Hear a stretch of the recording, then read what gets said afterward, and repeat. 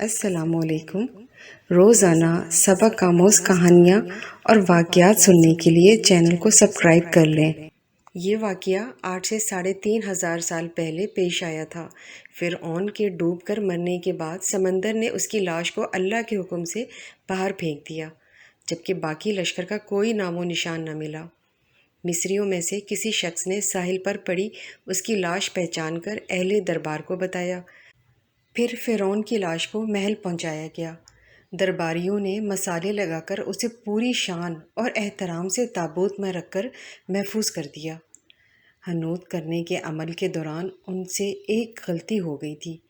فرعون کیونکہ سمندر میں ڈوب کر مرا تھا اور مرنے کے بعد کچھ عرصہ تک پانی میں رہنے کی وجہ سے اس کے جسم پر سمندری نمکیات کی ایک تہہ جم کر رہ گئی تھی۔ مصریوں نے اس کی لاش پر نمکیات کی وہ تہہ اسی طرح رہنے دی اور اسے اسی طرح حنوط کر دیا۔ وقت گزرتا رہا، زمین و آسمان نے بہت سے انقلاب دیکھے جن کے گرد کے نیچے سب کچھ چھپ گیا، حتیٰ کہ فرعون کی حنوط شدہ لاشیں بھی زمین کی تہوں میں چھپ گئیں۔ ان کے نام صرف کتابوں، ان کی تعمیرات اور لوگوں کے ذہنوں میں رہ گئے۔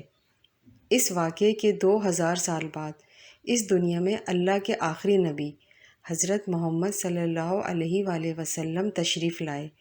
ان پر نازل ہونے والی آخری کتاب میں فرعونوں کے قصے بڑی تفصیل کے ساتھ بیان کیے گئے تھے، اور اسی سلسلے میں اس فرعون کا جسم محفوظ کرنے کی بابت آیت بھی نازل ہوئی تھی، جس کی سچائی پر سب اہل ایمان کا پختہ یقین تو تھا، لیکن وہ سمجھنے سے قاصر تھے کہ اس خدائی کا دعویٰ کرنے والے کی لاش کہاں محفوظ کی گئی اور کیسے اسے عبرت کا نشان بنایا جائے گا۔ 1871 میں مصر کے ایک شہر الغورنیہ سے تعلق رکھنے والے غریب اور معمولی چور احمد عبد الرسول کو فرعون کی حنوط شدہ لاشوں کی طرف جانے والے خفیہ راستے تک رسائی مل گئی۔ احمد عبد الرسول نوادرات چوری کر کے بیچا کرتا تھا۔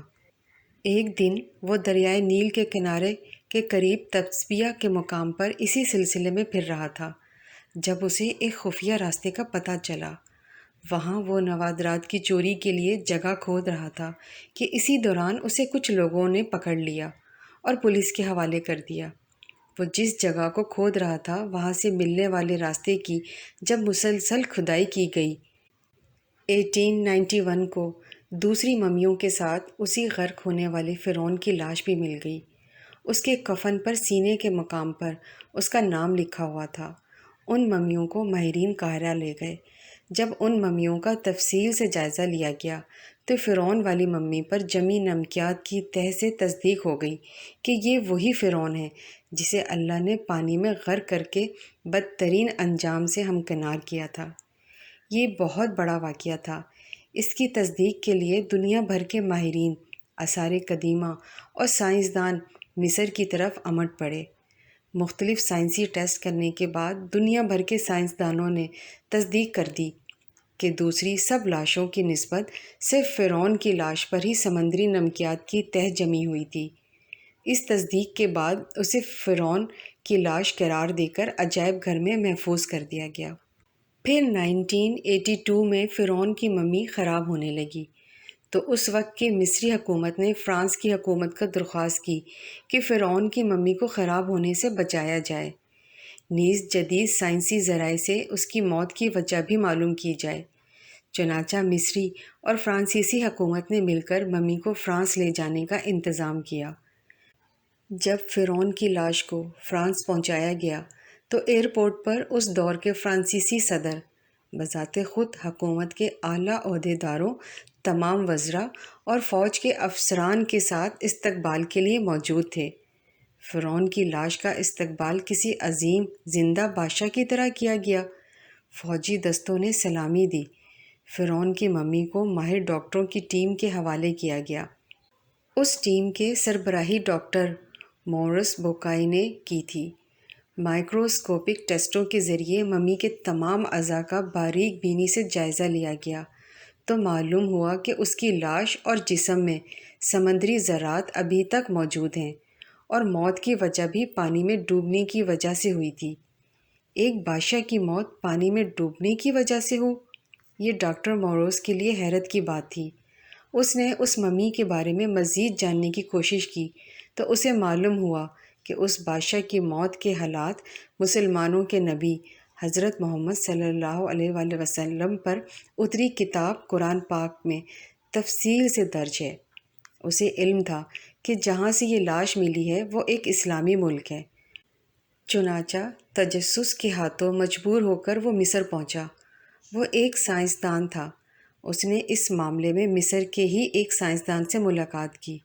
اس سائنسدان نے قرآن پاک کھول کر اسے سورہ یونس کی آیت نمبر 90 سے 92 تک کا ترجمہ لفظ بر لفظ سنایا۔ فرعون کا خدائی کا دعویٰ، اس کا پانی میں ڈوب کر مرنا اور پھر پانی سے نکال کر اس کی لاش کا ہنوت ہو جانا اور پھر دوبارہ لاش کا ملنا اور پھر اس کی لاش کو جدید سائنسی دور میں دوبارہ محفوظ کیا جانا، سب کا اشارہ ایک جانب تھا اور وہ بہت واضح تھا: تجھے بعد میں آنے والوں کے لیے عبرت کا نشان بنا دوں گا۔ فرعون کی لاش ایسے محفوظ کر کے دنیا کے سامنے لا کر رکھ دی گئی ہے کہ انٹرنیٹ کے ایک کلک پر رسائل و جرائد پر، ٹی وی چینلز پر اور عجائب گھر میں اربوں انسانوں کی آنکھوں کے سامنے کریہا اور پچکی قابل ترس حالت میں موجود ہے، عبرت کے لیے، سوچنے کے لیے کہ عبادت کے لائق اور ہمیشہ رہنے والا وہی ہے جو سب کا خالق اور رازق ہے۔ ڈاکٹر موروز نے آیت کا ترجمہ سنا تو اسی وقت پکار اٹھا: قرآن سچا ہے، کلمہ پڑھا اور مسلمان ہو گیا۔ کروڑوں درود و سلام ہو حضرت محمد صلی اللہ علیہ وآلہ وسلم پر۔